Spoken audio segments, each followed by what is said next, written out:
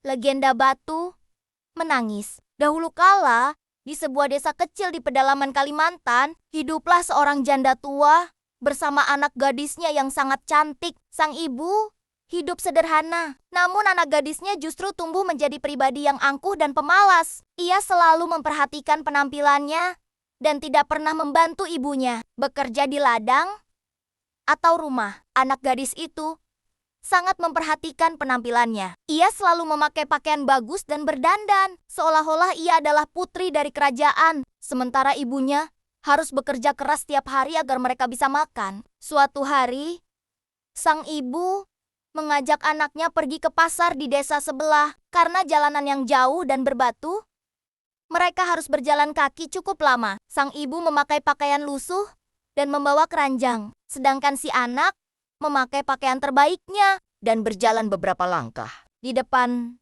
ibunya. Saat mereka memasuki desa tempat pasar itu berada, orang-orang mulai melihat ke arah mereka. Melihat perhatian orang-orang, si gadis menjadi malu jika ketahuan bahwa perempuan tua di belakangnya adalah ibunya sendiri. Saat ada orang yang bertanya, "Apakah itu ibumu?" Gadis itu menjawab dengan sombong, "Bukan.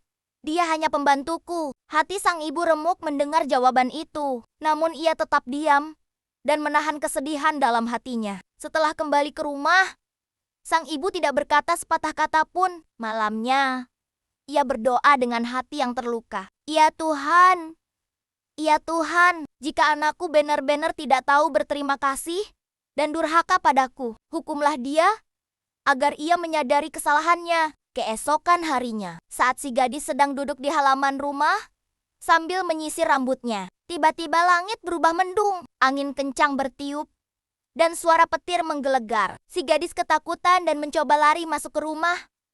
Namun tubuhnya terasa berat, ia menjerit memanggil ibunya. Tapi sang ibu hanya berdiri di depan pintu, menatapnya dengan air mata. Tubuh gadis itu perlahan berubah menjadi keras, kakinya menjadi batu, lalu tubuhnya, hingga akhirnya seluruh tubuhnya berubah menjadi batu utuh. Dari batu itu, air mata terus menetes, seolah ia menangis menyesali perbuatannya. Sejak saat itu, masyarakat setempat menamai batu itu Batu Menangis. Hingga kini, konon katanya, jika kamu datang ke tempat itu pada malam hari, kamu bisa mendengar suara tangisan dari arah batu.